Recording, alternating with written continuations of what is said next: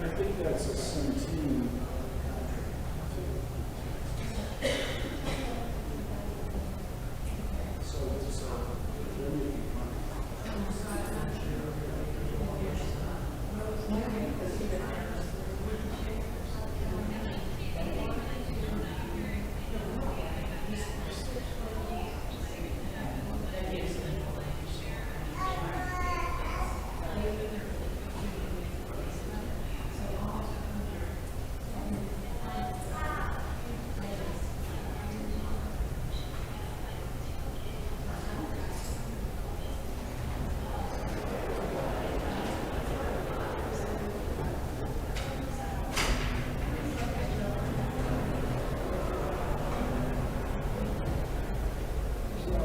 In foster care, it's 55, so I think there are a lot of issues there.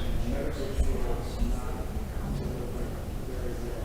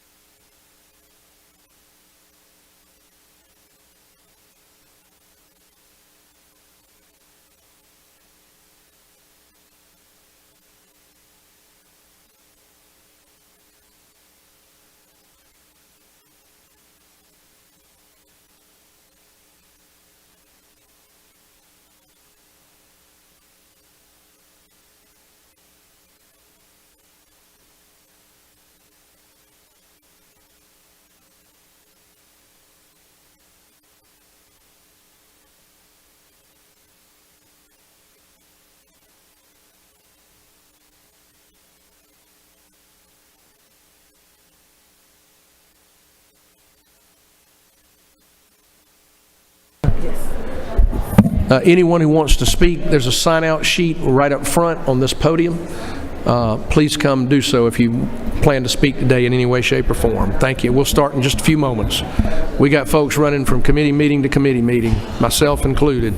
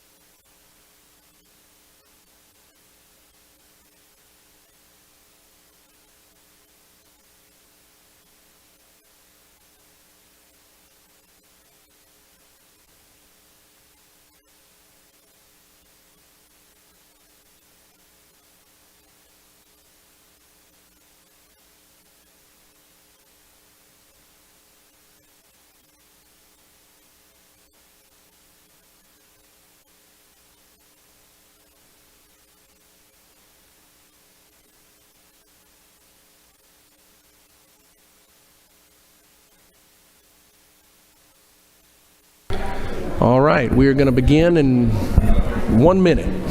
Let everybody sign up. Ms. Stokes, you are presenting for, gotcha, okay. And again, that's hearing only.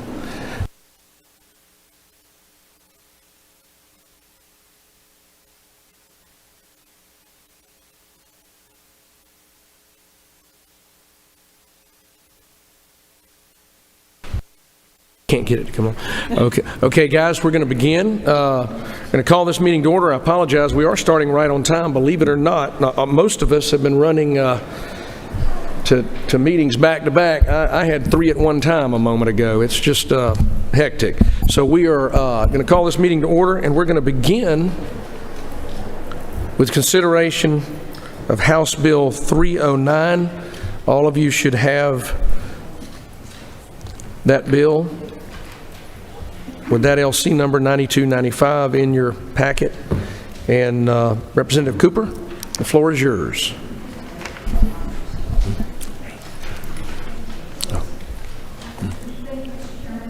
Oh, hold on one second.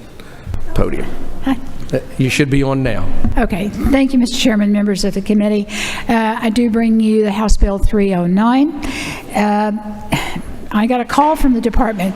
If you remember, a couple years ago, 3 years ago, we had a couple of assisted living in different places that all of a sudden closed their doors, giving the patients that lived there and thought they would be living there for the rest of their lives less than 30 days notice to find another place to live because they were no longer financially viable.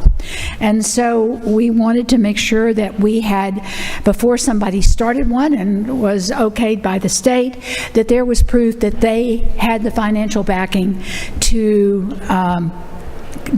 be, as much as we can tell and the proof that we could get, that they should be able to keep their facility running. In that, what we did with that, we asked the CPAs to get out and sign an affidavit that after reviewing the books and the proposal that they were making and their financials, that they would sign a 2-year affidavit certifying that these people were financially stable enough to be allowed to continue and open a place. What happened is the CPAs can only give a 1-year okay, and it has to be in the negative. They can't certify that it's going to be okay. They can only say it looks like they're not going to, that they're going to have enough, but really they can't certify that it's going forward. So the department became aware of this, and they asked me to bring this bill, which just gives another way for us and corrects what was wrong and gives us another way to try to make sure that if you're going to open an assisted living and a memory care unit and all, that you have the financial stability as best can be told to keep it running. That's it. Thank you, Madam Chair Lady, and I want to any members, please feel free to let me know if you need to ask a question. I want to begin with a question that maybe, I know you have Joe Hood with you today from the department, and we can ask him as well. But so to make sure that I'm clear and the rest of us here, so if someone's going to operate, in this case, an assisted living community, sorry for the siren, we'll let it pass. So if someone's going to operate an assisted living community and they're caring for frail seniors and others that may have disabilities, and they're hiring a large number of employees, if they do not have the financial wherewithal to ensure that they can provide care, make payroll, all the things that are necessary to make sure that people show up to provide the care necessary, it could be a real safety threat. Is that's generally what we're talking about here, Representative and Mr. Hood? Well, that's certainly true. I mean, especially in a memory care unit, people are in the very last stages of their life and need extreme amount of care if they've forgotten how to eat and they're losing their mobility. And so certainly, and anyone, the average age, we thought when assisted living, we came up with this assisted living category, which I was here and involved when we did that, because before we only had nursing homes. We thought that it would be younger seniors, in their 70s and so forth, that would move into these facilities. No, the average age is about 85. And so when somebody 85, 84, they move into one of these facilities, they don't want to move again. They're moving and thinking it's their last home. So yes, and then a lot of them are full. I know the pandemic has changed that a little bit, but before that, and it was hard to find one that they selected, and like one closed, and the people had paid for the month at $4,000 or $5,000 for their monthly fee, and they closed in like the first couple of days and said they were closing and didn't refund that money. And for some seniors, that's the only, they're on very tight budgets, and they lost that money. Thank you, Madam Chair. And Mr. Hood, have there been some examples where the lack of this provision created some difficult situations for Georgians maybe who needing care? Yes, Mr. Chairman. What happens is, the department didn't have prior to this discretion to review financials for a formation of a company. So, you could have the formation of an LLC, for example, for a brand new company. They might not have financial backing. There was no requirement that there be a review. So this gave us the opportunity to add that on change of ownership and on new entrants into the market. Thank you, sir. Okay, we have a question from Representative LaHood. Thank you, Mr. Chairman, and I'm in support of this bill.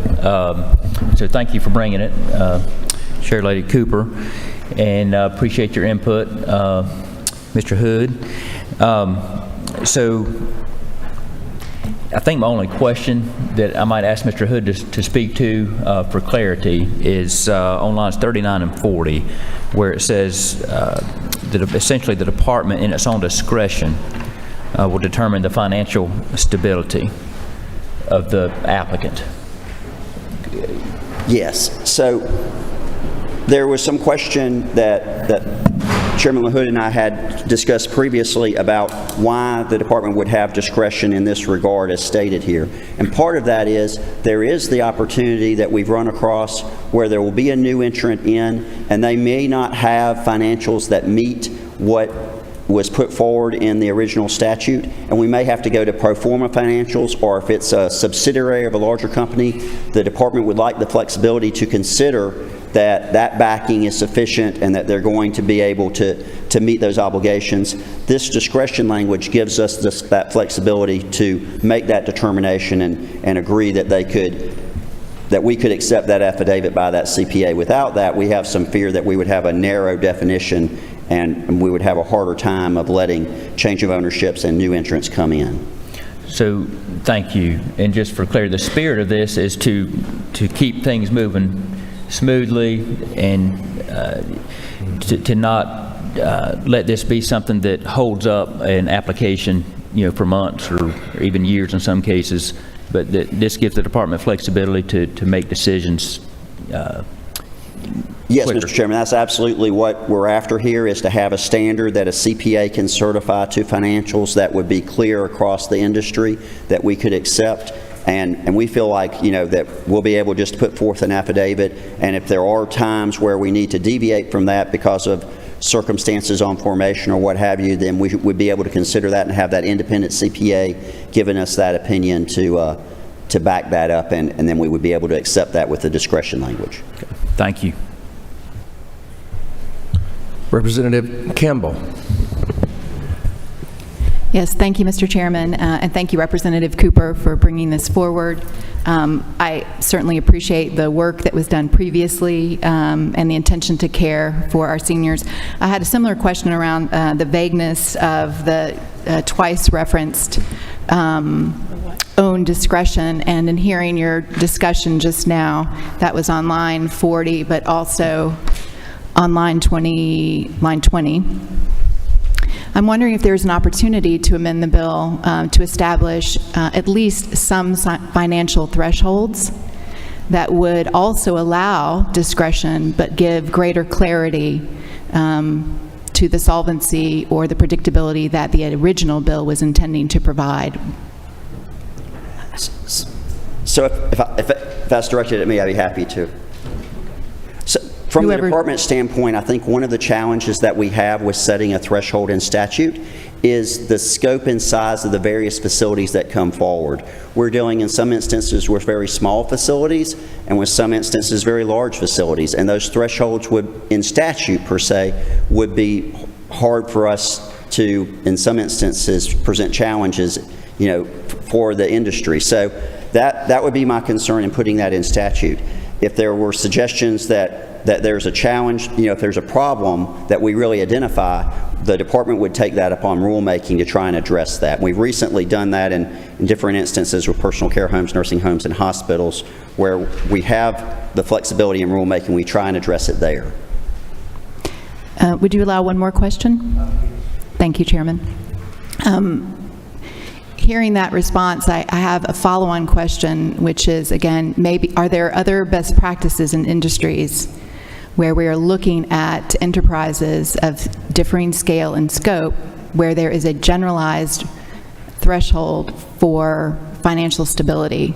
So I understand ranges. Is there something where we could establish ranges that, again, would move it from just completely open-ended to get back to what I think was the original intention of the bill? I don't know that we don't have a suggestion from the department standpoint to further that. What I'll just explain briefly is our thought that with this affidavit, with a CPA certifying on those financial statements that they believe that there's no indication that it would not be a going concern, that is sufficient, because they're taking in discussion the size and scope and what is there and what they're being asked to certify and ongoing projected financials. So we think we're accomplishing that to the best of our ability as it states.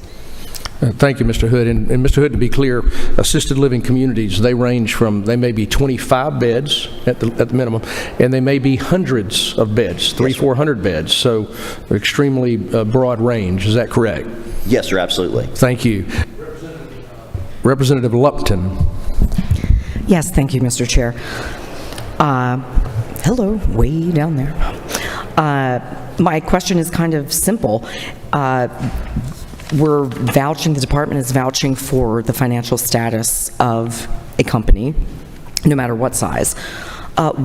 Is there any liability that falls back on the department should, even though the financials look good, it goes out of business in 19 months, 20 months?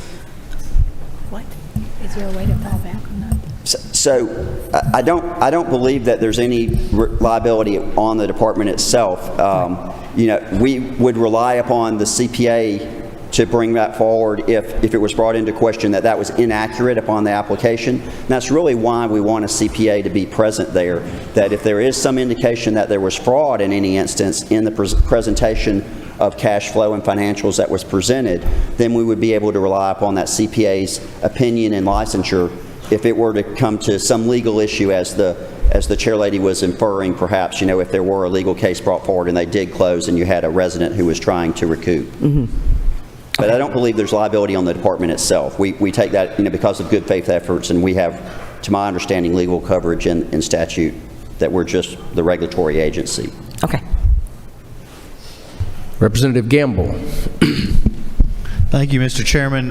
In the determination of the financial stability, is there like national model standards that are used there, or is that at the department's discretion to determine on their own? So we're relying upon the CPA's licensure and their professional certification of an affidavit that the financials are sufficient for the operation that's being put forward.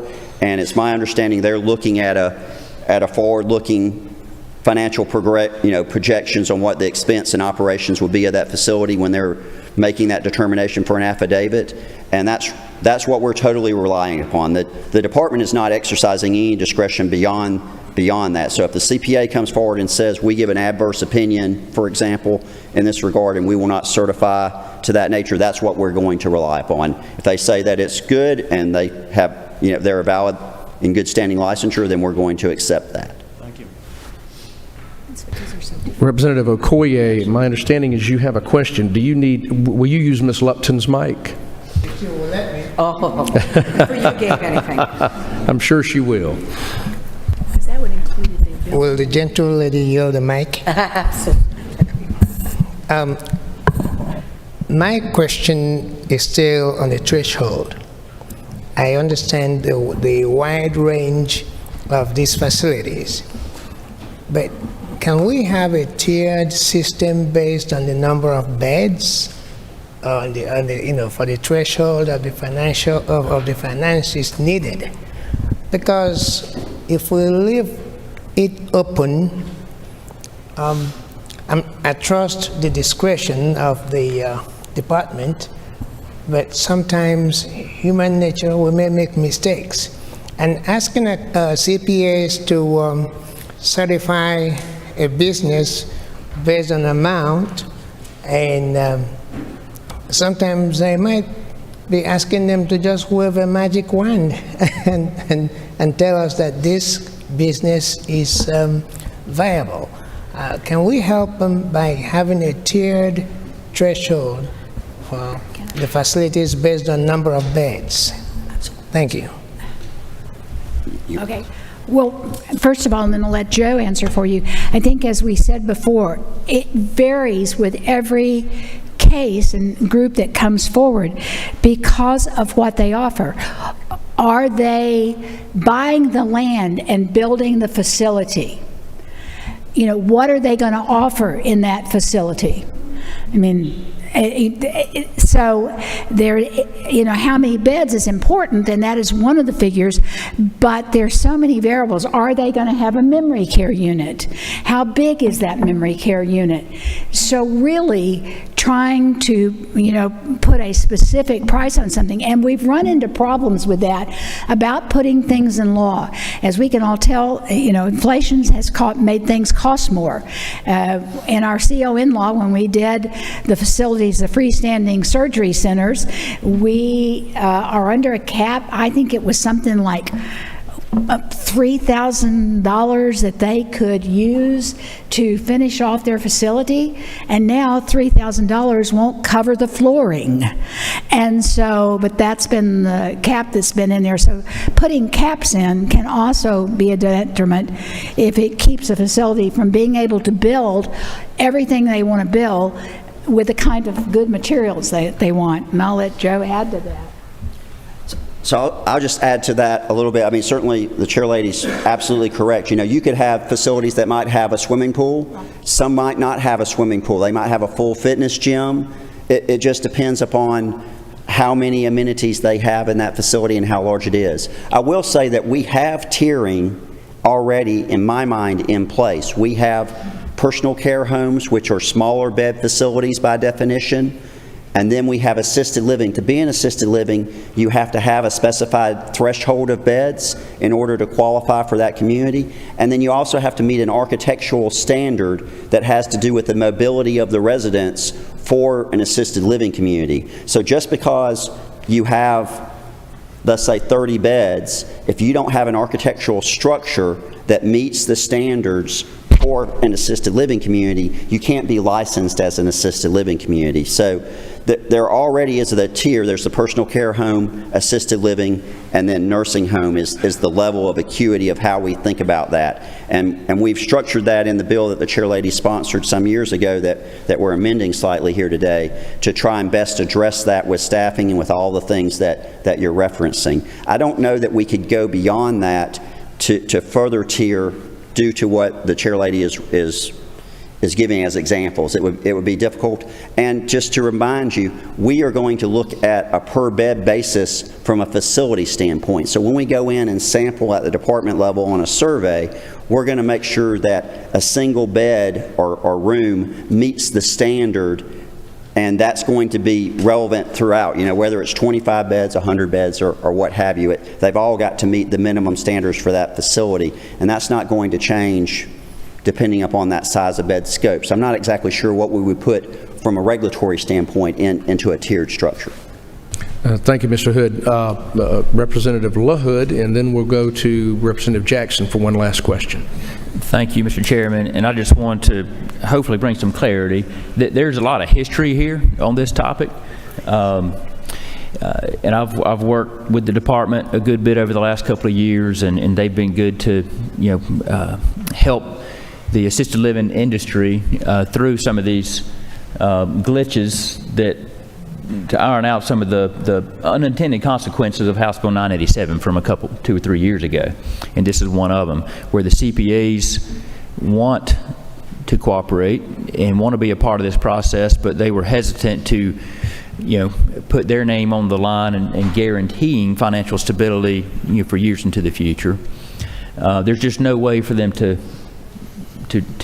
guarantee that. And so, and as has been discussed, there's such a wide range of operating expenses based on the design, bed count, location of the applicant. I've seen dramatic swings in operating cost that are unpredictable.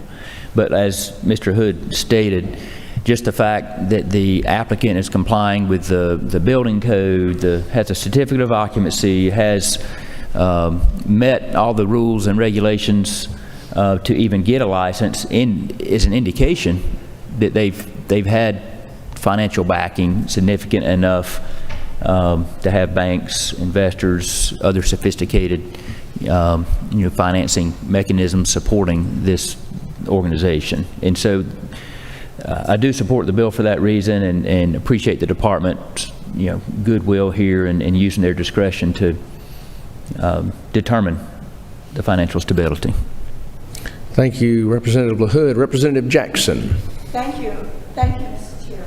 I'm sorry, Representative, trying to get it on. Let There me you go. apologize for being late, but leaving one meeting and running into another one. Let me make sure that I am addressing House Bill 309. Okay. In reading over this, my concern is if people are going or they do not have the financial stability that is required by law, and they may have to close the facility. I notice here in line 22 and also in line 2041 that a 60-day notice, written notice, should be given. But then when you look at line 44 and line, what's one right? It should be right at 25, that a 14-day written notice should be given to the department and all residents of any impending change. Is that wise to give just 14 days when you have families to consider as to whether or not where they're going to move their relatives? I can see if it was 60-60 or 60-30. Am I reading this wrong? That's It just, said at a minimum, but a minimum even of 14 days. I think it should be higher than that because families are having difficulty in moving their loved ones from one place to another. okay, that is about telling us if they're going to change ownership, that a change of ownership has to have the 14 days. They still have to let the residents know and give them 60 days. But they have to let the department know that they're selling it to somebody else so the department can get, correct? Mr. Chairman, may I ask another question, please? Right? All right, let me make sure I'm clear on this. The 60 days is given to all residents of any impending moves. Right. In these facilities, you have residents with Alzheimer's, with various other mental illnesses. You may tell them, but their families may not know. And I'm saying is the 14 days, which will give notice, I guess, to the families as well, enough time for them to be able to relocate their relatives? To be clear, let me see if I can help with this. To be clear, my understanding is, so in lines 41 and 44, to speak to the two Representative Jackson speaking to, we're talking about two different circumstances, correct? So in one circumstance on line 44, we're talking about a change of ownership, which typically is going to be a good thing, or at least a unilateral thing, where one ownership comes in and they have to prove that they have the financial wherewithal, but there's no displacement of the individuals who live there.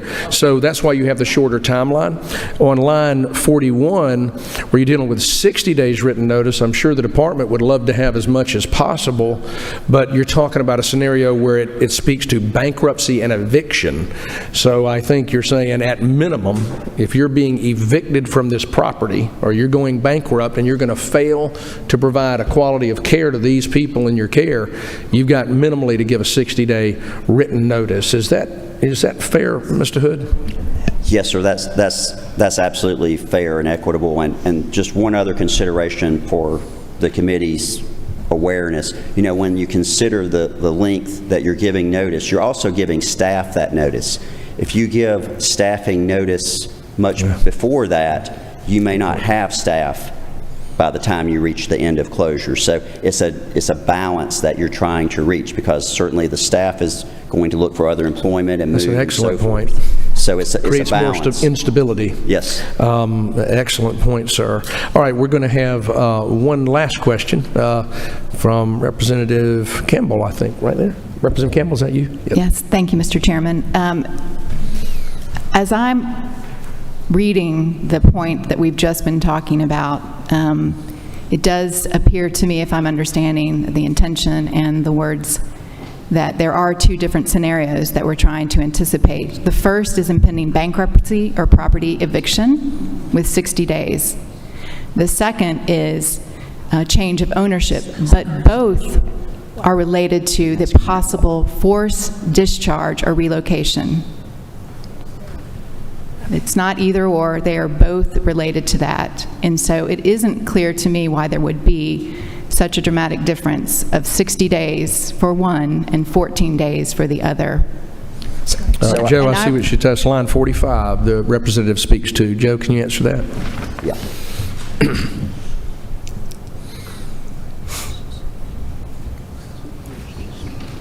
The difference is really what the chairman alluded to, is that we don't anticipate disruption to the same extent on change of ownership, but we do believe that there should be notice so that we can do an appropriate survey and that we can prepare for that from the department standpoint, and to the residents in the event that they think that that's going to adversely impact them. It depends upon the circumstance of the change of ownership, right? It could be, I think as was alluded, it could be a simple exchange where they're buying it and no services are intended to be disrupted.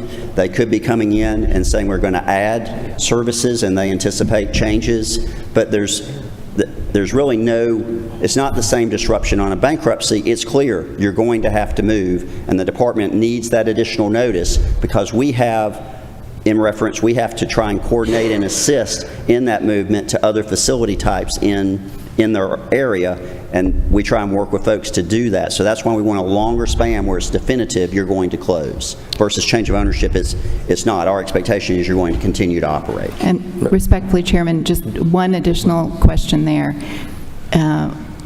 Understand and would share that the hope that there would not be a change, but probably a very routine example might be a change of ownership is change of pricing.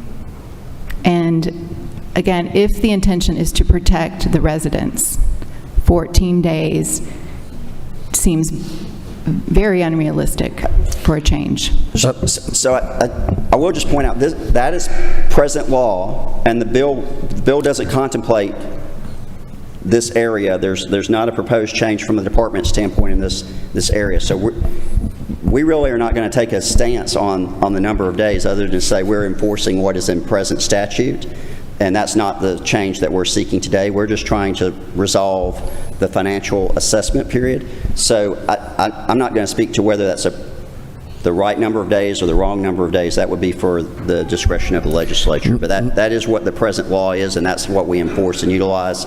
And I don't have specific examples to the contrary where that's not working today. Mr. Hood, thank you for your explanation.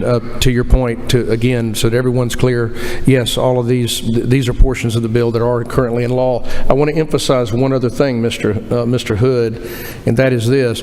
Current law, in the broader context, the current law, beyond what we're looking at today, which is just a piece is that any resident who is being discharged must receive a 30-day written notice of discharge. So to be clear, my understanding, and tell me if I'm wrong, is that none of this supersedes that, because the requirement to discharge any resident requires a 30-day written notice. And by the way, that's required in personal care homes and assisted living communities. Is that true? Because that may help Representative That's my Campbell understanding, as well. Mr. Chairman. I believe you're accurate on that. Thank you, sir. Okay. All right. All right.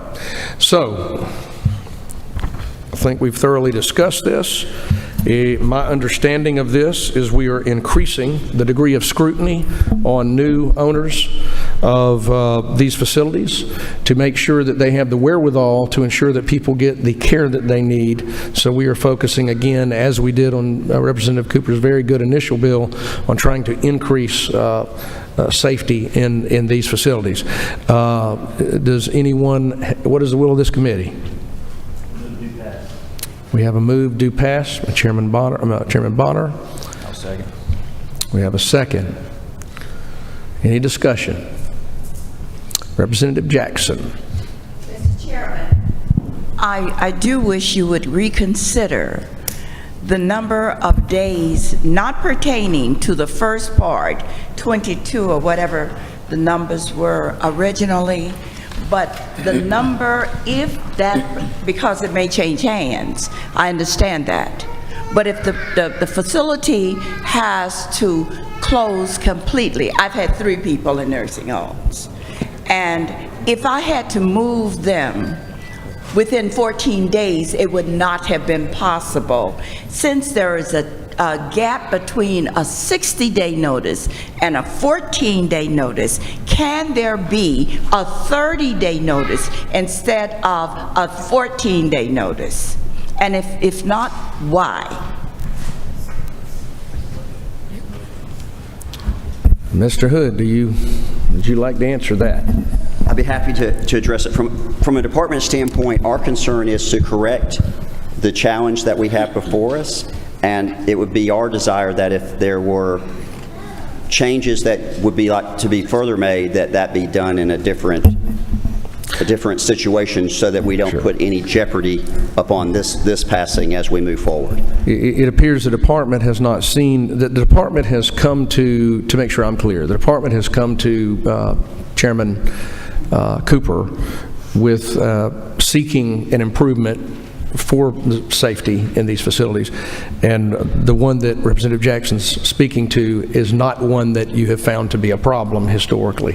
Again, with other statutes, other regulations, I will say, rules and regs for these facilities. So it sounds like the department would be uncomfortable at this time with recommending a change without having really diligently studied that. And I think we don't have industry here to discuss that either with. So that is my understanding. Any further discussion? Representative Donahue? Nope. Oh, Lumsden? Okay, you must have bumped it. I'm sorry. All right, Representative LaHood, we're getting down to the nitty-gritty here. Let's see. There you go. And I'll make this quick, but just want to offer a little history again. Prior to 2020, when House Bill 987 passed, which was a pretty significant transformation of the oversight of assisted living communities, there was 0 days requirement to give notice to the department before a change of ownership that may impact, the displacement of a resident. So the 14 days is a fairly new requirement, that moved up from 0. And so this has been in place. I think the rules were promulgated and put into effect sometime later in 21. And so this 14 days really hasn't been around that long, but it's an improvement from 0 that was in place prior to late 21. All right. Any further commission? Any further discussion? We need to move quickly. Who's on? Is that Representative Lupton? All right. Representative Okoye. All right. Last comment.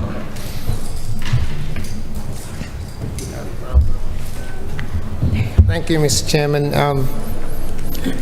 This is a great bill, and it's a great improvement from what exists, and it's a bill that I think most of us will support. But, Mr. Chairman, can we look at striking through on line number 45, where it says any impending change of ownership that may force discharge or relocation, because that's what's actually confusing some of us. If we can strike it through, then 14 days is fine. But you know, sometimes some businesses might hide under it instead of the 60 days, and that would be really difficult to relocate somebody in 14 days. So look at striking through that line, well, not the whole line, the part that says forced discharge or relocation of residents. Thank you, Mr. Chairman. Thank you, Mr. Okoye. Here's the posture we're in. Here's the, oh, I'm sorry, got it. Here's my decision on this. So we're not going to accept an amendment on this. This has got to be vetted by the department. It's not in a position to do that here today. And so we have a motion and a second. Here's what I will recommend, though, Representative. You have every right to craft a bill that will deal with this new section that really isn't addressed in this measure specifically today. Would welcome you to do that if you believe and if you study and learn that there have been some failures by providers across the state because of this language on line 44 or 45. I would welcome you to craft a bill, and we'll certainly hear it here fairly. As you see, we're hearing everything that's been in this committee today, so we'll fairly hear it. I think for today, we're trying to accomplish an improvement in the interest of safety in these assisted living communities. We have thoroughly discussed this. We have a motion and a second. All in favor, vote aye. Aye. All opposed? Okay, let's do division, and all in favor, hands up. All right. Let Miss Bailey count. Got 11? 11 noes, raise your hand.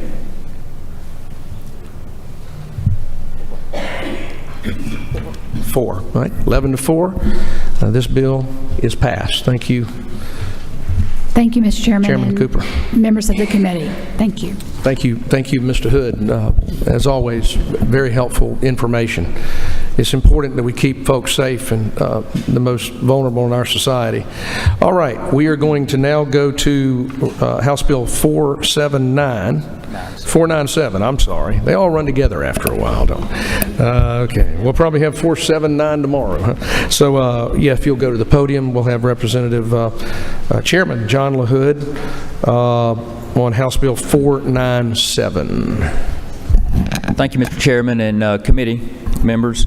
House Bill 497 is a bill that would, it's a workforce bill, and the third-party health care provider for the Department of Corrections in Georgia has approached me about this, and so just for some history, today a certified medication aide can only be employed and perform services inside of a licensed nursing home, a skilled nursing center, or an assisted living community. Those are the only two employers that can employ a CMA. This bill would allow a CMA to be employed by a correctional institution or the healthcare provider providing services inside a correctional institution. It's not expanding the role of a CMA, it's just simply allowing that certified medication aide to perform the same services in a correctional institution that they're now performing in a nursing home or an assisted living community. And basically that's the administration or supervision of self-administration of medications that come prepackaged from a pharmacy, marked with the patient's name, date, time. The CMA goes through a lot of training to even get certified, and quarterly reviews, annual skills competency checks. Again, none of that's changing. It's just simply allowing the CMA, Certified Med Aid, to perform the same services inside a correctional institution that they're already performing in other places. And then Section 2 goes along with this and actually supports the workforce by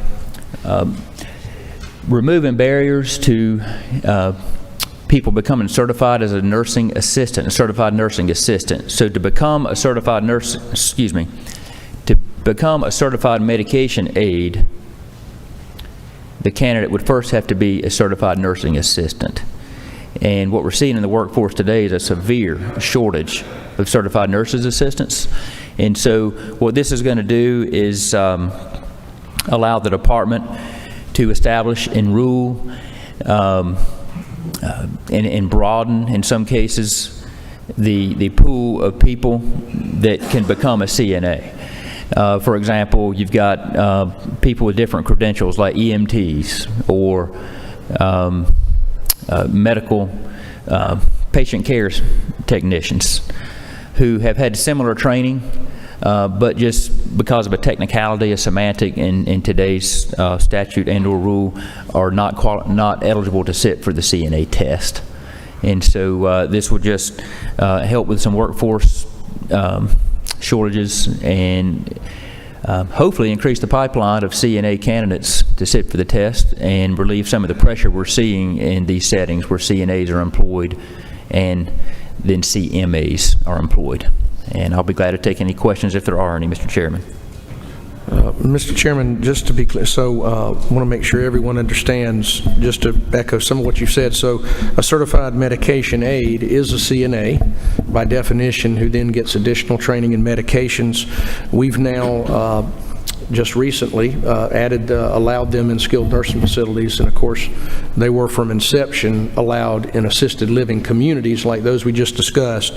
So the first part of your bill is allowing them in our correctional institutions across the state. And but speak a little more fully to, so we all know that absolutely we're struggling to find caregivers, and I'll use that term more broadly. Most caregivers aren't certified, but whether they are or not, we can't find enough of them. So in Section 2, I mean, you see this as really accelerating the opportunity to increase the number of CNAs and CMAs throughout the communities of the state? I think it could really make a difference. You know, full disclosure, I'm an employer in this space. I employ a lot of CNAs, nurses, direct caregivers, and what we're seeing is just a general overall decline in people entering this profession at the entry level. And so it's put a tremendous strain and made it a lot more difficult and challenging to provide, you know, quality services to our customer, who's usually an elderly resident, some of them memory impaired. And so what we're trying to do here is just broaden the base of candidates that can even become a CNA and then CMA. And I did just remember that talked with the department prior to this meeting earlier today, and there's one amendment I'd like to offer to line 87, where it says, has relevant experience as determined by the department. In cooperation with the department, I'd like to add an amendment that says, a change to this line that says, has relevant professional or educational experience as determined by the department.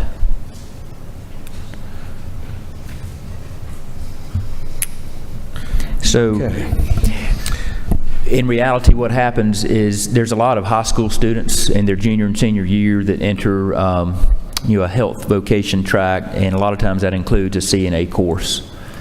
And there's a lot of folks, you know, even after high school, maybe they started nursing school but had to drop out of nursing school deep into the process because they, you know, had children they needed to raise, or for whatever reason just didn't finish nursing school, or like I mentioned earlier, there's EMTs, there's patient care technicians, there's medical office administrative folks who have had a lot of exposure to health care, to caregiving. There's private home care aides. There's a lot of categories of folks who've had a lot of experience caregiving, but without this potential change that we're talking about, would have to put their life on hold and go to a several week or months long course before eligible to take the CNA test. Okay, I'm going to be real sensitive to something that this bill, all the other bills before us today we've had for some time for review. This one is newer to all of our members, so I want to make sure everyone is fully able to ask all the questions they need. All right, any questions from our members? And then we'll probably hear again from Mr. Hood to this as well, if you don't mind. All right, Representative Campbell. Yes, thank you, Mr. Chairman, and I appreciate that additional opportunity given. I think that our rules suggest that we should have at least 2 hours to review bills before they are provided to us, and respectfully, we were not given that time today for this bill. So I appreciate you allowing us the opportunity to read and to consider questions. My questions, I have many, but the first one is related to the CNA. Could you explain specifically employer-sponsored as a variable here? Is there anything we should know about that? And secondly, can you describe the role and the responsibilities for the CNA? Are they allowed to administer medication, things of that nature? Could you repeat the first part of your question? I don't think I heard you right. Employer-sponsored certified. Can you describe a little bit about employer-sponsored certification? Is that the only way that a CNA is certified, through this employer-sponsored program? No, ma'am. Actually, that's kind of a newer concept. I think we had a bill a couple of years ago that introduced the employer-sponsored training of certified nursing assistants.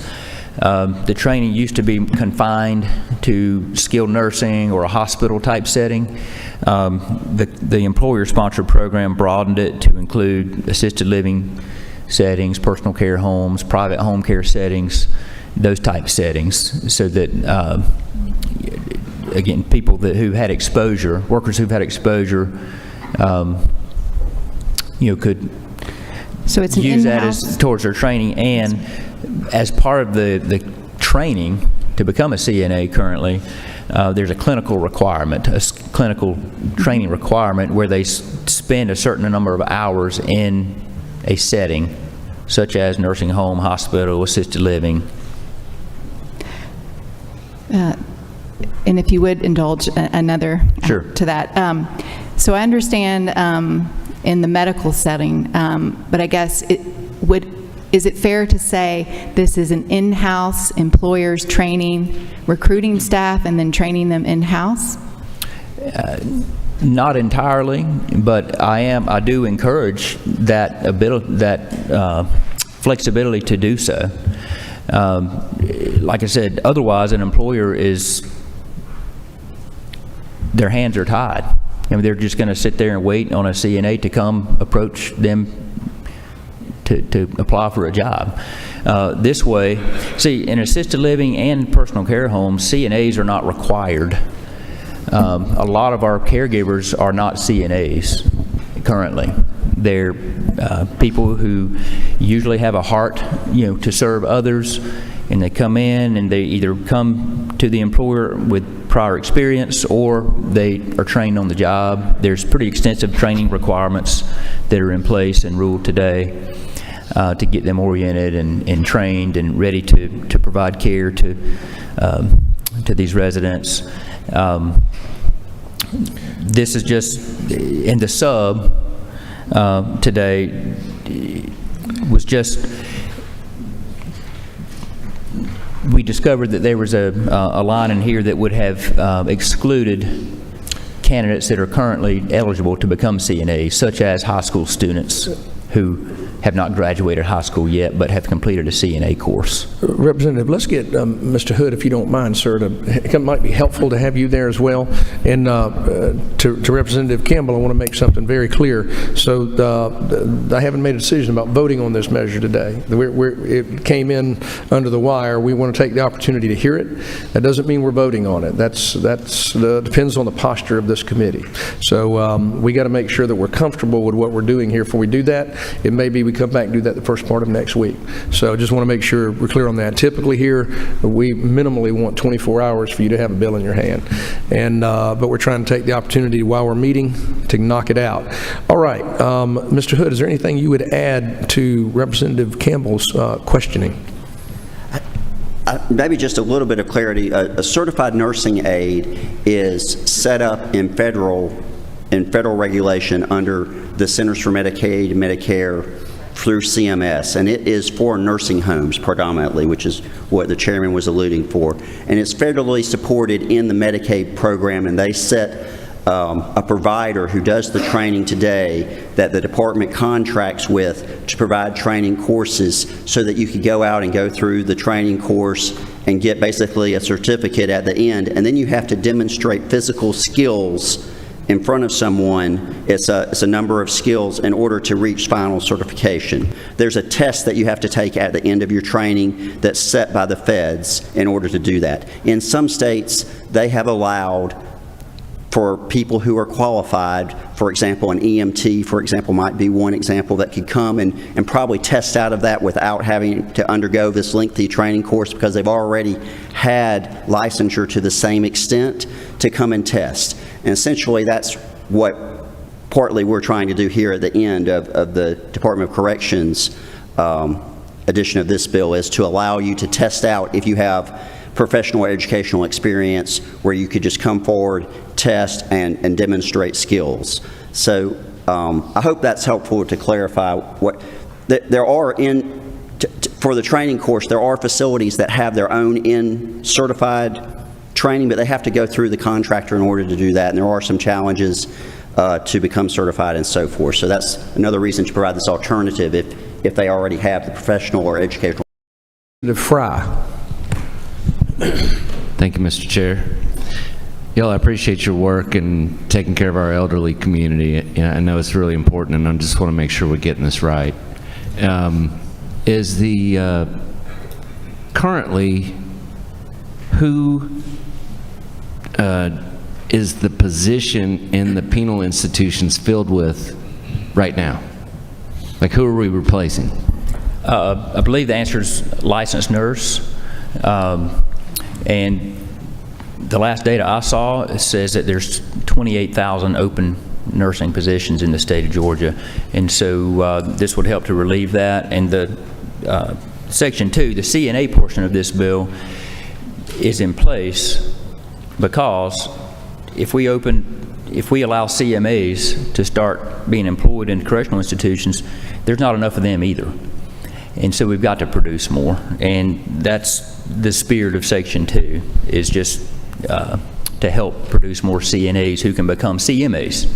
Sure. And then a lot of them will be future nurses. That's a lot of times the pathway entry-level workers take before furthering their education. A follow-up, if I may.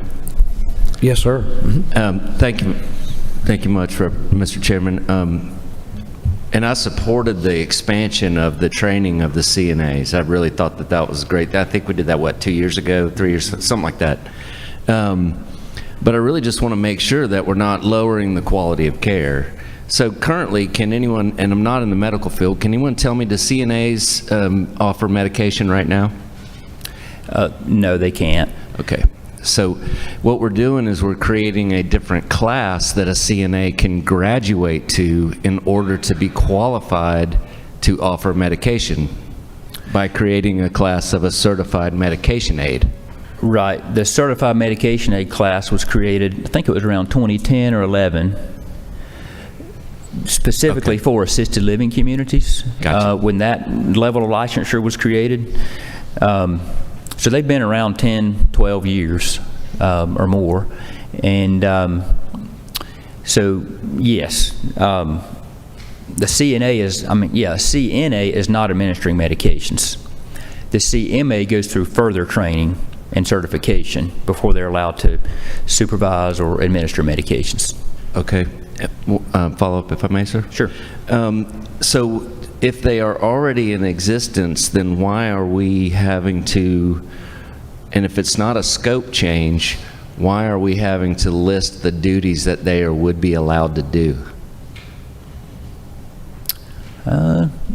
That may be a question for Ledge Council. I'm not exactly sure why we needed to list everything, all the scope in here. But the scope hasn't changed. It's the same as it is in the other settings. It's just adapted for inmates and that kind of thing rather than residents in a assisted living. Yeah, so I think Betsy, Betsy's you may need to explaining. use your mic, but my understanding is because we specifically allow CMAs only in 2 licensed facilities now, we're now adding it to a new licensed facility in correctional institutions. I'll use that term, but let our legislative council member answer that. Yeah, I think You're it's on. essentially the same scope of work that they're doing in the assisted living homes, but the language is just adapted, to be applicable to inmates in a correctional institute. So may I clarify, just, it's just a restatement of their existing duties because it's in a whole nother setting and we want to be clear about what they're Correct. allowed to do and what they can't do. Is that Correct. Yeah, it's just a restatement. Okay. Yep, it's a good way of putting it. Very limited with what they can do. Is that those are great questions. Thank you very much. I Is appreciate that that. fair? Joe, I mean, that way it's clear in this new facility, this is what you can do, to be Yes, clear. the only thing I wanted to add was, it's my understanding the CMAs are tied to licensure type for HFRD. So in assisted living, for example, that's tied to a licensure type. In a correctional facility, we don't have that today. We're not going to license a correctional facility. So my understanding is that's why you're restating, because it's only relevant to where we have it in statute to the licensure type where we're applying it. May I restate that for clarification? Yeah. So since you already have it in code for a license that you issue, then you're restating it because this is in a section of operations for licenses that you don't issue. That's correct. Thank you very much for the clarification, Mr. Chair. Thank you. Thank you, Representative. Other questions from the committee? We want to be thoroughly educated about this, and we have someone else who wants to speak to it. Most of our caregivers, I'm going to say this to make sure you can nod in acknowledgement there, Mr. Hood. Most of our caregivers in this state overwhelmingly are not certified. They are far and away they're qualified, they meet whatever criteria for whatever licensure, but overwhelmingly they're not certified nursing aides or certainly not certified medication aides. So to the degree that we create a ladder for people to have in this career, I think that's a good thing. I'm not speaking to this bill, whether it does that or not. I'm saying that generally we do want to see that we have some kind of ladder of success for people who see themselves as caregivers. Is that fair, Mr. Hood? Yes, Mr. Chairman. To that point, during the pandemic, we had such a staffing shortage that CMS authorized us to go to a TNA program, a temporary nurse aide, and basically to bring folks in who had not undergone the training and basically do on-the-job training during the pandemic. We have over 8,000 of those, to my understanding, who in some capacity did that. This would be a path, perhaps, that they could more easily get to a CNA. Perhaps they've been working for a year or more as a temporary nurse aide under that waiver authority, and they've achieved those skills. Now what we would do today is say, well, you need to go and take this course of study and then come forward and test. They're probably, many of them, ready to test today. My understanding is this would allow us to recognize that as a department and say, we recognize your professional or educational background and think you can test today and then demonstrate skills. So that number, I think, is what I wanted to bring forward, 8,000 out there statewide. I'm sure there are many others, to your point, sir, that are not certified. The chairman alluded to that earlier. Assisted living uses all types of caregivers who are not necessarily certified to an extent of a certified nurse aide, which again is predominantly for the acuity type in a nursing home. Mr. Hood, if we, so we're going to, in section 2 here, we're basically making it easier for people to come CNAs. without necessarily the coursework, I'll use that term, and they take the same test, and you've got to authorize the experience and so forth. So I know you must assume, I know you want quality, and the department insists on it. So is there any concern with us losing, to some of the other questions, quality in those caregivers with the certification by changing this? It's real important, I think, that we as a committee know that. No, because we still have the minimum standard of the test that they have to obtain, the minimum score per CMS to become a CNA, and then they still have to demonstrate physical skills. We've been pretty dominant about that they still have to go through a skills testing and show, I think it's a random number of skills that they would use to get their final certification.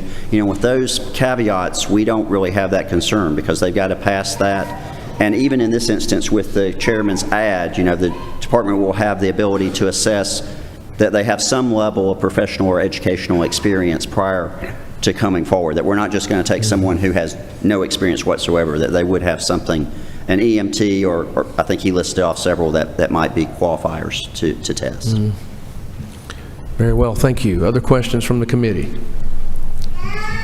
I am, if I may. Yes, sir. Make a Yes, comment. sir. Yes, Chair. Yes, sir. I'm glad Mr. Hood mentioned the temporary CNAs. 8,000 of those here that are in jeopardy of losing that temporary certification very soon. I see some of my friends from the nursing home world back there nodding. I forget when that date is, but it's not far off. And so if we could give them the ability to test, they could remain in the workforce. But without this, an already strained workforce will become much more strained. Okay. Well, let's hear from the skilled nursing facilities. Speaking of that, Sheila Humberstone is here to speak to this measure. You're up.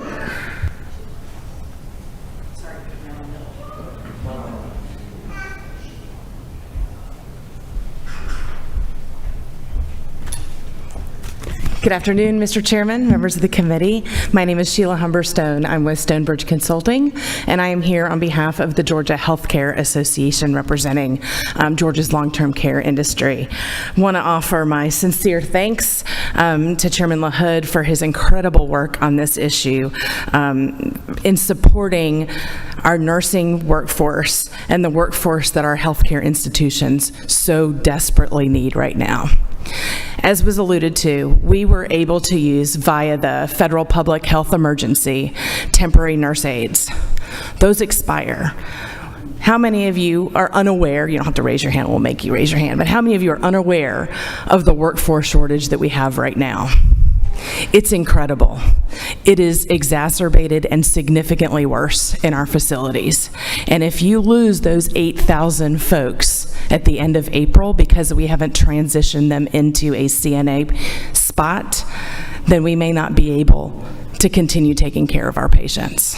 We also have some federal guidelines that are going to be coming down and converging at the same time with some minimum staffing requirements. We have to have all of these things working together, and I agree wholeheartedly. We can grab folks who may have left the healthcare industry because of exhaustion or whatnot during COVID and bring them back in to our facilities and continue to work. They will still be passing the skills test, so you can be confident that these folks are capable of taking care of folks in our homes, in an assisted living home. I'm not speaking for the penal system, but certainly for them as well, without worry, because they still have to pass the test. So again, I really appreciate you being willing to take on this issue. It is incredibly timely, and it's really critical for us moving forward. So I'm not a subject matter expert on this part of things, but I'll be glad to try to answer any questions that you may have, or I'm sure Joe Hood would be able to step in where I mess up.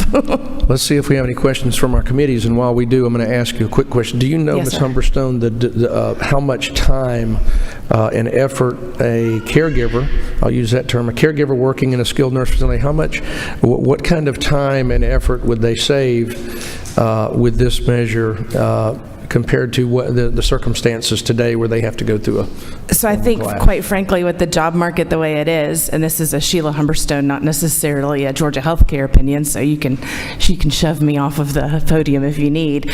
But the real fear is if we make it hard for them to continue to work in healthcare, there are a lot of options for them to go someplace else.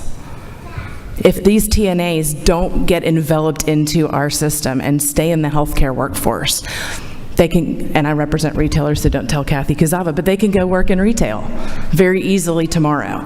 And so we've got to take advantage of the skills and the education that they've been afforded during this emergency and keep them in the fold. Gotcha. Any questions? We have one. Representative Lupton.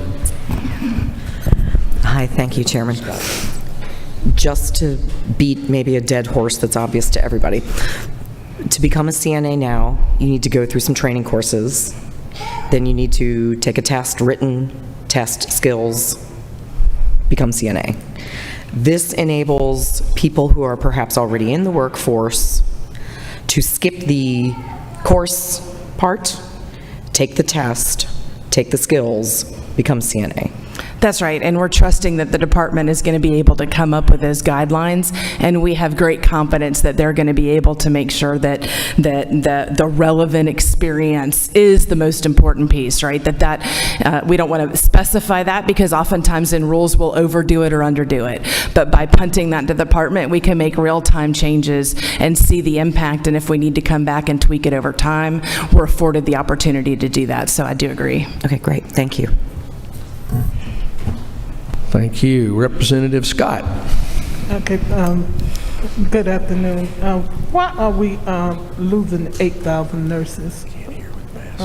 So I think what was being referred to, the question for those of you who didn't hear, was the 8,000 nurses that we might be losing, is the temporary nurse aid program, which is authorized at the federal level. But they have a certain amount of time, I think it's 120 days to get certified or whatnot to move into that being a CNA. And if we don't get them moved into that space, then presumably the TNA program goes away. Okay, may I ask another question? So what type of, what are you all doing to help them to become certified? Are you giving them training, extra training on the? Absolutely. There's a lot of training that goes on in the facilities, and I'm sure the department can speak, but there's federal guidelines about what the course looks like. I think DCH authorizes certain testing centers for skills checkoffs. All those things are being done sort of at a combination of the federal level and then the state administering the TNA program and working with folks like us to get these folks skilled up and ready to go. Okay, Representative McDonald. And you kind of answered a little bit of it with that statement. Just explain, if you don't mind, I may have missed something, the testing itself, like how's it administered, where, what type, is it a testing center, or tell us how, because if you don't pass the test, you don't get the... Mr. Hood, that may be a good question for you, because I think the department affords some of that testing to be done in a skilled nursing and other facility, but I'll let you talk about that. Yeah, better to let Joe answer. It frankly depends. We have a contractor that does that statewide and reaches out to different facility types and technical schools and other locations to do the testing. Some of the facilities themselves are certified to do the training and do the testing, so it's a varied aspect of that. Presently, we're partnering with the University of Georgia so that we can address some of the TNAs to do some virtual testing of the physical skills that we're hoping to implement during this time frame before the TNA window expires. But this would give us further opportunity beyond that. If y'all were to pass this bill, it would allow them to test out even after the fact if we recognize their experience.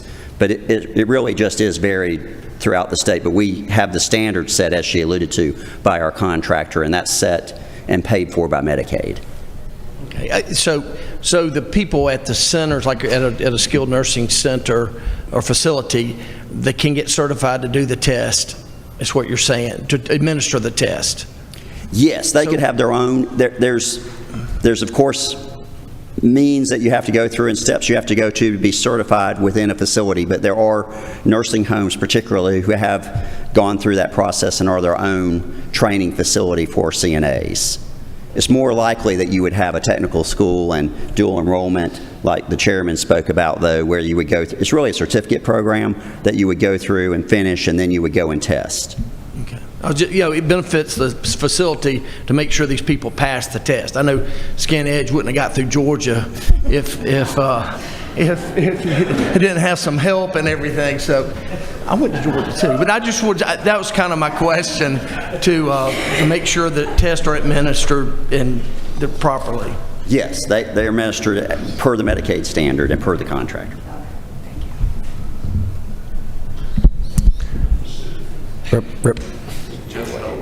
I think Campbell was next. Representative Campbell. Yes, thank you, Mr. Chairman. This follows that question a little bit, and thank you for the clarification. I truly appreciate all the opportunities and the ideas here for developing, it was mentioned, young people or caregivers, and providing them with additional professional development so that they have greater opportunities, and for our patients so that we have staff. Having said all that, I would like to know a little bit more about, is there currently one standardized test? And if that's the case, in this provision where on line 90, we talk about, it says, has achieved a minimum score. We're not if there is a statewide minimum score that is already established, this bill is not changing that. Is that an accurate statement or fair to say? Yes, that's accurate. And certainly y'all could do whatever is your desire, but at the federal level that maintains the certification for the CNA, that's a CMS standard that we have to abide by for the federal funding that accompanies that and so forth. So that's why it's structured that way. That wouldn't change to my understanding. Very good question. I think the purpose of that being in there is to make sure we're giving flexibility on the coursework side, but we're not giving flexibility on the testing side. Representative Jackson. Thank you, Mr. Chairman. And as we have been going through this, I've read it. I know there is a need for and I don't know the difference in a CNA and a CMA or what. Now, CMA, it's indicated the medical person, the medication person. Am I correct? That yes, you want to administer the medicine. That's a CMA, yes, ma'am. CMA, yes, okay. It's alphabet soup. You know, I think it's a good way, and we've talked about this, of trying to move our assistants up to another level in order for them to make more money than what it is. And I like the idea that this is going to be under the supervision of a head nurse or whatever you administer under a head nurse. And also, I read over here something about, the time frame and how you're going to do it. I know that in nursing homes they do the prepackaged medicines and what have you. It is a good way of moving everybody up, but I just had the same question, and seeing it for the first time, I did not quite understand exactly whether it was a CNN or a CME, do whatever. Oh, and I got a big bill to present tomorrow. Yes, ma'am. 1:30. So I think it's an excellent bill, and I would like to, Mr. Chairman, read over it again because I have not read it in its entirety. Thank you, Representative. Representative Fry. Thank you, Mr. Chair. Shelley, I think you should have been up there from the start. I don't think anybody would have had any questions. Sorry, Mr. Chairman. But I do have one real question, though. Yes. And thank you for what you're saying. Is the department prepared to be able to test all these 7,000 to 8,000 folks? Y'all got that? You're kind of at least planning in the stage right now, right? Because that's in 2 months. I referenced the University of Georgia contract. That's our effort to try and do additional physical skills tests. That's really where, to my understanding, we've been challenged. And I do think that there are challenges in testing sites. But so to the extent that we can, we certainly will support that and support anything that we can to further the testing sites. But I do think that, to my understanding, there are challenges there, and that's why we've entered that partnership and tried to further. What we plan to do is have an RN do virtual observation of a physical test in a facility, and we're hopeful that that will be successful in furthering us along in testing. Thank you so much. I think that's Mr. what's... Chair, it sounds like we need to vote on this bill and get this thing rolling, you know? I appreciate y'all's detailed explanation, and thank you for humoring the questions. And this sounds like an important thing, so I'd make a motion if the committee was okay with it. All right, before I accept that motion, I want to ask this body if they feel, historically, I tried to make sure we had plenty of time for vigorous debate. Is everyone here, is the majority here comfortable with doing that, with pursuing this measure as it is? Okay, all right. Representative Fry, we will accept, you have a make a motion, please do so. Make a motion, Mr. Chair, to do pass. You have a motion do pass. We have a second. Any discussion? Yep, Representative Bonner. Oh, correct, at the appropriate time, I got you. All right, and is there any other discussion before we get to that appropriate time? Okay. Nope, okay, anyway. All right, so it is the appropriate time, Representative Bonner, and let me get your mic on. We got it. You got it? Okay. So, Mr. Chairman, I'd like to move that we amend LC 339439S by addressing line 87, and after the word has, inserting the words professional or educational. So it would then read on line 87. Oh, excuse me. I was fixing. It would actually go after relevant. So the line 87 would read as follows: has relevant professional or educational experience as determined by the department. Okay. On the motion, on the amendment, any discussion? And that is recommended by the department and the author. All in favor of the amendment? Aye. Any opposed? Okay, it's unanimous. All right, now back to the broader bill. So we have a motion. We have a second. We now have an improved line 87. Any further discussion? All in favor, vote aye. Aye. Any opposed? Okay, bill is passed. Chairman LaHood, thank you, and Mr. Hood, thank you. The Hood brothers, we're working hard today. All right, now we're going to hear, and I appreciate everybody sticking with us on those. It's important that we, and you know, in the first meeting, I tried to bring in some folks to do the education because we have new members, and it's, you know, there's a lot of acronyms and there's a lot of facilities we regulate in the world of some of the areas that we deal with here. Now we have two bills, two resolutions that we're going to hear because they seem to require some explanation, and we're going to begin with Representative Schofield. So, Representative, the floor is yours. Thank you, Mr. Chair, members of the committee. I bring to you House Bill 399, and it's for the establishment of the Commission for the Blind and Visually Impaired to ensure that people who are blind or visually impaired have access to quality services so really they can maintain an independent living, successful career, promotion of upward mobility, and improve the quality of life that seems necessary. Basically, what this bill does is it transfers all blind services from the Georgia Vocational Rehabilitation Agency to an independent commission for the blind and visually impaired, aligning with the direct services.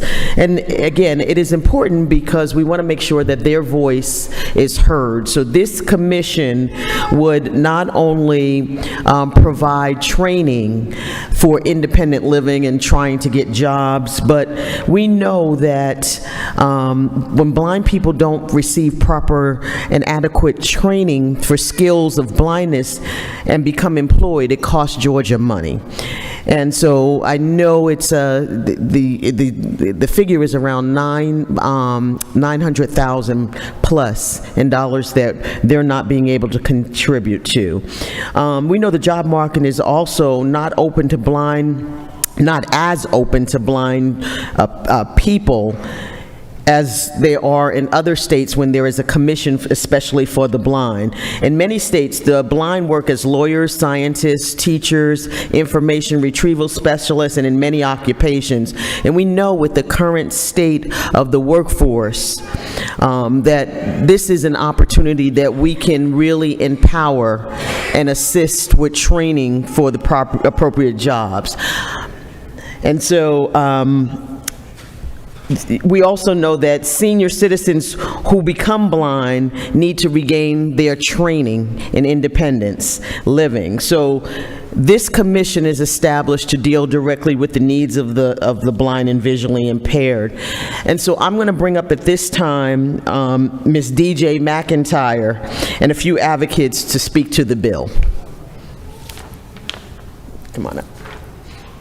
Thank you, Representative. We'll let them quickly move to the podium, and then I'm sure we'll have questions. Yes. And we just have, Representative, while they're coming, if you don't mind, I wanted to ask you a couple of things just superficially, and I read over the measure. But first of all, so you're moving this, making it independent. These services are already provided through the Georgia Vocational Rehab Agency. And so it's not, they're already being provided, but you're creating a whole new agency to do so. Right. And what percentage of the disabled population that we serve at Georgia Vocational Rehab are blind? Because my understanding it's a low, what is the term, low density? Right, and DJ probably, she just stepped out, can answer that disability. As well. And so moving it from, I know there's some folks that, as I reached out and shared this, and as the chairman looked for feedback from some of the people in the departments and so forth, there was some concern about this. So help me to understand as you go through and we hear from others, why is it necessary to separate it and to create a whole new agency of government?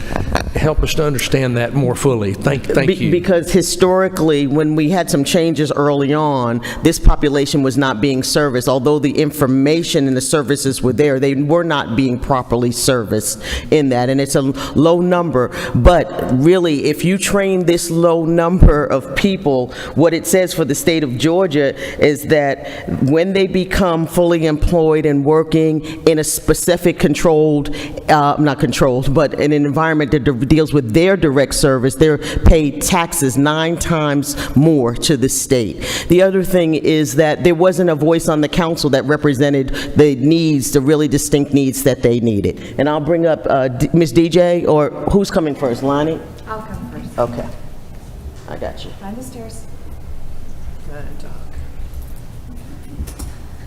Thank you, Mr. Chair. Thank you, Representative Schofield, for that introduction.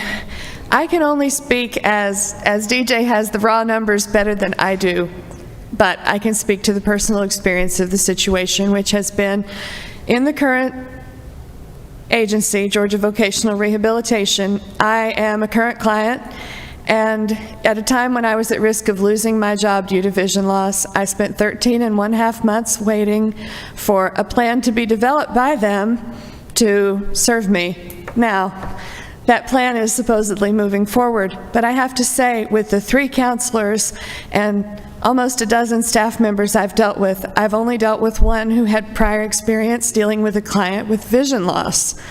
I feel that I'm not understood, and the positive side of that is with a commission for the blind, those specialized counselors would be in place who know our needs, who understand our challenges, and can specifically serve us. So that's what I can say about my own experience. Thank you. Thank you so much. Thank you for being here.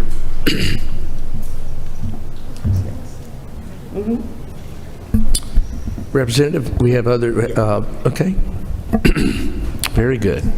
Take your time, my dear.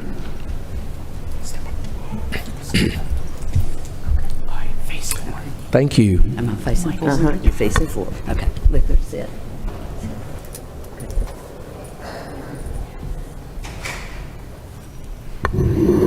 Okay, look, there's it. Got it. To speak. Okay. Thank you for letting me come and talk today. My name is Judy Presley, and I'm from Helen, Georgia. And back in 1994, when I lost my sight, I was sitting at home in absolute despair. My husband would go to work, my daughter would go to school, and I would just be sitting there in complete despair. And I found out that a homemaker was considered an occupation, so I was eligible for rehabilitation services. And so I had a rehabilitation service counselor came to my house once a month for about 6 months, and she taught me how to cook without sight, clean without sight, use a computer without sight, and the best part of all, she taught me how to use a white cane so that I could get out of my house and have a little freedom. And it was so wonderful to be able to walk to the grocery store independently by myself. I got that training. And then she filled out the papers for me to go get a guide dog. And boy, howdy, when I got a guide dog, that really set me free. And so I learned all these things, and I was able to go and volunteer at our Welcome Center there in Helen. And so it gave me great dignity and self-confidence to be able to do that. And it just opened up a whole new world to me. But unfortunately, those services were dropped very soon after I got my training. And so now that I am the vice president of the Georgia Council of the Blind, I get phone calls all the time from people. I got a call the other day from a guy who's 40 years old that lives in Cleveland. He's 40 years old and he can't get services. There was a fellow who's 51 in Clarksville. He calls me up. He's sitting in his apartment listening to a television that he can't see, and he has to wait 4 more years before he can get services.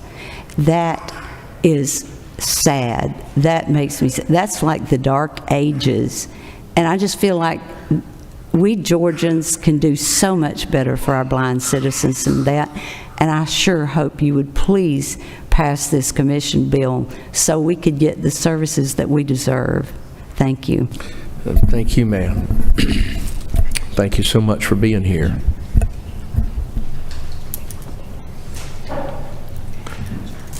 And members, we'll just hold our questions for Representative Schofield once these ladies have spoken to us.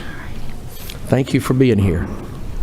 Okay, thank you. My name is Dorothy Griffin, and I am a member of the Georgia Vision Alliance, and I am also an advocate for the blind.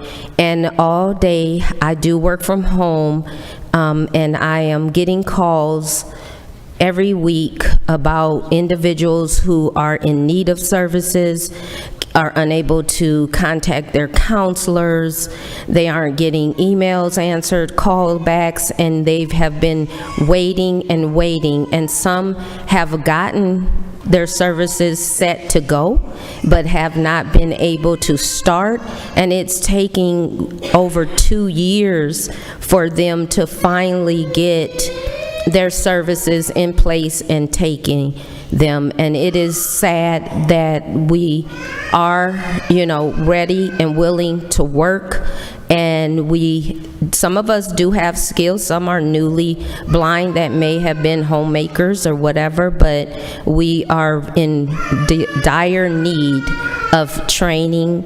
I think that the system that GVRA is, they try, but I think it's failing us who are blind and low vision, and we really would like to move forward. And you know, we do know what we need, and we want to get that need. And so I ask that you vote yes for that commission bill so that we can move into a better situation for all blind Americans in the state of Georgia. Thank you. Thank you for being here. We have one more, is that correct? Okay.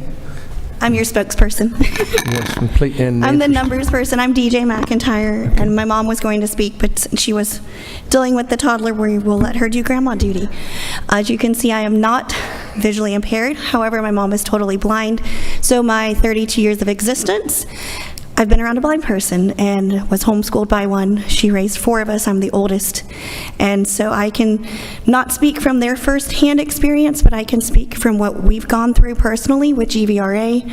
They were very unhelpful when we first got her job in 2008. Before that, she homeschooled us. And then she lost that job in 2012. And at that point, GVRA, we had some inside people we knew, and got her, actually had to send her to Rochester, New York for training for 12 weeks of training, excuse me. She did 6 weeks, got a week of break, went for 6 weeks more, and we were promised GVRA would get her a job in the hospitality industry. We spent 13 months applying to jobs, which ended up being my job because her counselors would not.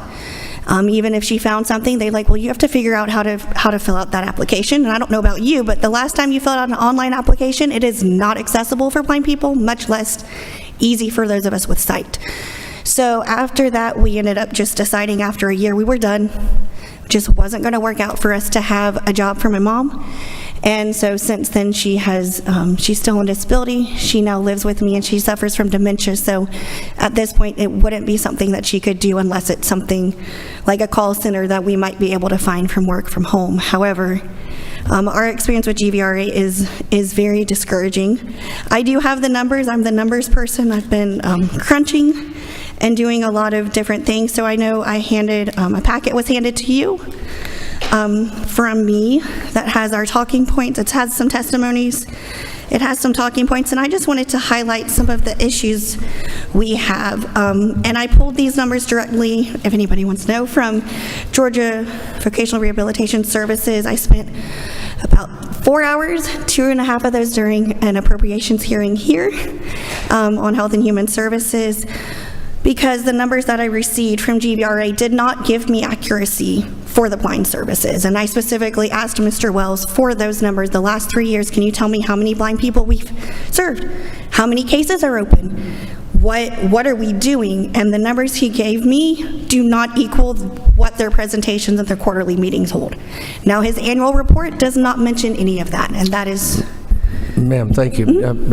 I hate to interrupt you, but let me say this. We do have one more bill we've got to hear, so I'm going to go ahead and ask you a question because I want to understand something. What you're speaking to, and this is why we're here today, we want to understand the problem, and I felt like that was value for us to hear this, but I need to ask you this question. So you just described the scenario where you've been trying to get information from the Georgia Vocational Rehab.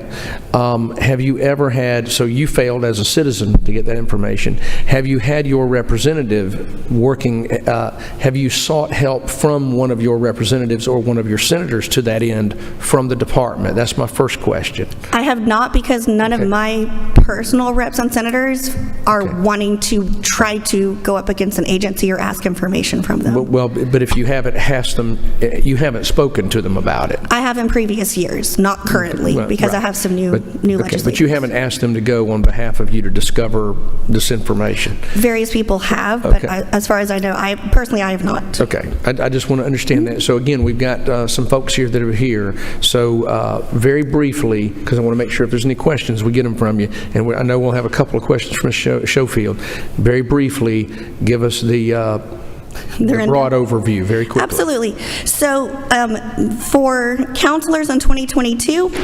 Mr. Wells and GVRA said they were wanting a caseload of 85 blind people per counselor. Their general caseload is 150. That means they would need 18 counselors for their 893 current cases in fiscal year 22. They had 7. They actually currently only have 6. Also, fiscal year 2023, that's the second page, they listed out all of the different separating blindness, deaf blindness, other visual impairments. It's a total of 808 open cases with only 25 closed cases. And the numbers they've given me for fiscal year 2022 is they closed 21 total cases. But if they have 893 open cases, how are we only getting 61. This is why the Commission for the Blind would take those people, would give them everything they need, and that's not including the people whose cases get closed early because GVRA deems that it's either not worth it or, like Ms. Nipper had explained, it's gone too long. It's taken them 13 months and they say, I'm done.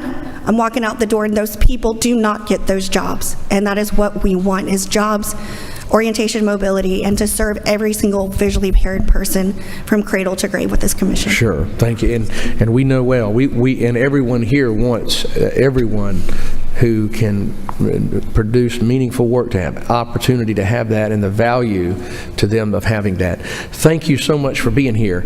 And Representative Schofield, so I have a question, and I knew this was going to be a little more complicated of a measure because we're talking about changing, that which is right now under the jurisdiction of the executive branch. So has there been an effort with the Georgia Vocational Rehab Agency to speak to a litany of failures or that have been alluded to? Has there been an effort to correct these things with that agency? As someone, but we've recently been hearing a lot about hoteling and those issues. So if there has been some failures, I don't know, I'm just listening today, but if there have been, has there been some effort to address those with the department? And have you addressed with Georgia Vocational Rehab this measure? This bill it's a carryover from last year, so we had some conversations. But yes. Last year, so it's a carryover, but you had addressed it, you've spoken with them? I have last year, yes. And they, of course, made what we did. I would be open to sit down and have additional conversation. Okay, gotcha. Certainly. And you could certainly have a conversation with them about failures that we might have heard today and that you may have heard previously, and to address the whole broader issue. Because at the end of the day, what it sounds like, what we want to make sure of is that individuals across this state who are suffering with blindness have the opportunity to do everything they have the potential to do and to get the support they need to do that. Absolutely. Is that fair? Is there anything else you'd like to say to us? No, I appreciate that. And again, we want to see the services and everything met in that specific community. And I would love to have additional conversation, so that when we look forward to moving this bill forward, we make sure every I is dotted and every T crossed. So thank you very much, and I appreciate you, Representative. the time. Thank you, and thank you to everyone who showed up with you. We appreciate y'all. Representative Lee Hawkins has a measure, which is an HR, a resolution HR 141. My understanding, Ms. Deborah Stokes is going to speak to that. And I'm sorry for the late meeting. We had a lot of questions today. That's a good thing. And it's okay. Let's hear about this recommended study. My understanding is this is coming from COAGE. It is. Okay, so you're a perfect one to present it. Thank you very much, Chairman and distinguished committee members. This is a resolution to take a look at innovations in long-term care options. The resolution was brought from the Coalition of Advocates for Georgia's Elderly last year, and it made it through this committee and just got stalled after that. But we are asking for a study committee to take a look at the newer models of care for skilled nursing facilities. In the resolution is, again, House Resolution 141, and it's LC 520240. I hope everybody has that. Okay, excellent. So last year, as I said, it was a COAGE issue brought by our membership suggesting that Georgia take the lead in looking at new ways to care for our elderly, new models of care, as it were, that include, and in the bill it references the Eden Alternative and Greenhouse, but it's basically more patient-centered home care models for delivering the care in skilled nursing facilities. Representative Hawkins was kind enough to bring it back this year, and we really appreciate that. It was brought to us by one of our advocacy partners with the Wisdom Project 2030, Ms. Carol Hanlon, and she's here to answer any questions you may have and to present the newest information on the findings of the new models that are being used across the country. So we think this gives us a chance to put Georgia ahead of the curve in terms of looking at new models for care. And it's not just physical models, it's a patient-centered approach to taking care of the elderly. Well, let's hear some of those updates. This is all new information. Thank you, Mr. Chairman. I appreciate the opportunity to be here today. In terms of the information, I want to just point out what is already in the verbiage here, which talks about what happened during COVID. Those numbers continue to stay in the ranges. So what we're looking at is person-centered care models that have better outcomes during God forbid we should have another pandemic, but certainly during an infectious disease situation. But really what goes beyond that, I've been working on this for almost 6 years now, and what I have learned along with the committee that works with me is that this is a complex area, and that a study committee would provide an opportunity to hear from the different stakeholders on the challenges and opportunities for adopting greater innovation in our nursing home care. And that's really what our goal is to open up that conversation. We will never move forward if we can't talk about it. So that is what I have to say. Any questions? I have a quick question. Could you give us some examples of some facilities? So we have assisted living here. We have assisted living communities. We have personal care homes. We have skilled nursing facilities. We're talking about residential. What is an example of something that you allude to in here, the Eden Project and others? So Yes. give me an example of something that's really unique and innovative that, in your mind, that is something that we don't have. It's a level or a service that is just not available in Georgia. Can you help us to understand that briefly? Well, I could tell you that most of the nursing homes follow more of an institutionalized model, and I think our friends at the Georgia Healthcare Association would also share that view. We have some innovators here in Georgia. We have Deke Cato is his name, right? Deke Cato, that's doing something up in Marietta, but I've been personally in contact with a fellow named Andy Morris, who is up in Rockmart. And Andy has, I think, 6 or 7 nursing homes, all of which were in the traditional model. In the last couple of years, he has taken his licenses from one of those, and he has now built a campus that has 8 homes on it. Each home, it's a cottage. In that home are 10 to 12, actually he's got 12 to 14 persons living there. The home is like our house, it's just a little bigger. Each person has their own private room, their own private bath. The food is cooked inside the home. The concept is, it's more than just the physical though, it's really how it operates. And the service that he delivers at Rockmart is focused on the daily cadence, the rhythm of the people that live there. So it's not, in a lot of places, my dad was in assisted living, they have a certain amount of time to get people down to breakfast, because breakfast is served over certain hours. And that's not the rhythm of these homes. The rhythm of services delivered, the care that is given, et cetera, is at the rhythm of the person living there and with respect for their dignity. Is that a skilled nursing facility? Yes, sir. And that's really all we're talking about here are skilled nursing facilities. And of course, there's limitations on, so that individual must have closed one site in order to do that because we have certificate of need requirements. So someone couldn't just decide to do one of these. Yes, correct. On the skilled nursing side. That Correct. would be a limitation. You do recognize that in Georgia. Indeed, indeed, and that's actually why I've been working at this for 6 years, is because it's not just that easy to do. You have to find someone that's willing to take on the innovation, and it's, the other piece of this that we've discovered is that it's a transformational process. It's not something that you stop one day and pick up the next. It's something that even existing operators have to think ahead, figure out how are they going to move maybe a large building to provide a care environment that is a home, a small home. So that is what I would share on that. It's interesting that they're using smaller economies of scale that would have to affect their bottom line. It's interesting. I don't know if they're, I'm going to ask you one last question. If there's any members, let me know quickly, because we want to be done by 6.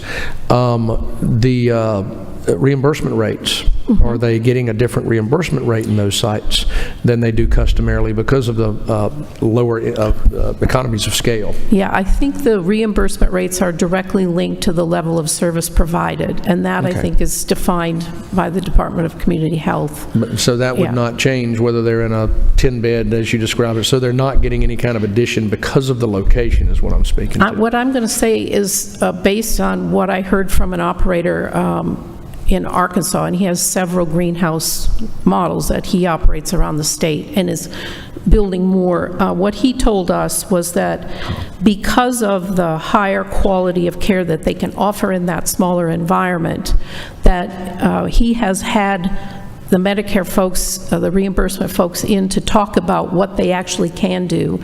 And some of those are, I think, cognitive measures. There's a quality of life aspect to it that it's not just hours with a patient, but it goes beyond that, and they're able to justify some higher reimbursement rates because of that. Thank you. Also, I'm sorry. No, I'm sorry. May I just add one more thing? Yes, please. Yes. He also is a private operator, which I find very interesting because I think our first tendency is to think that it would have to be a nonprofit that would offer this. But in reality, what he has done is built homes that are available for people from all economic categories. And because the home has a higher reputation in the community, it attracts people who can pay for the services out of their own pocket, as well as a balance there with Medicaid. So it lifts the boat for everyone. And that, I think, there are lessons to be learned and things to be heard about that I think could come up in the study committee on that. Thank you, Representative Campbell. Not you? No. Oh, I'm sorry. I'm sorry, Representative Lupton. It's quite all right. You should be on. No, it's quite all right. Thank you, Chair. I've had the honor of working with Deep Keto. I worked for 7 years at AG Rhodes, helping people with Alzheimer's and dementia and giving them a therapeutic music program. He's a great guy with a big heart for taking care of our seniors in really innovative ways. I was a part of AG Rhodes when they were discussing the Eden alternative and all this kind of stuff. And person-centered care. This is really, really important. These are important and very quality things that we can do to support not only our elders, but the families that care for those elders, making sure that they are secure, they are safe, and they are in a place where their families feel secure. I love this. I love what you're doing. Please keep doing it. I just wanted to give love. Thank you. Thank you, Representative. Well, thank you, ma'am, for being here. Thank you so much. We have Mr. Tom Bauer that wants to speak. So, Mr. Bauer, Tom, come on up. Thank you so much, ma'am. Thank you, Mr. Chairman. I've been around here long enough to know the hour is late. I'll be very brief.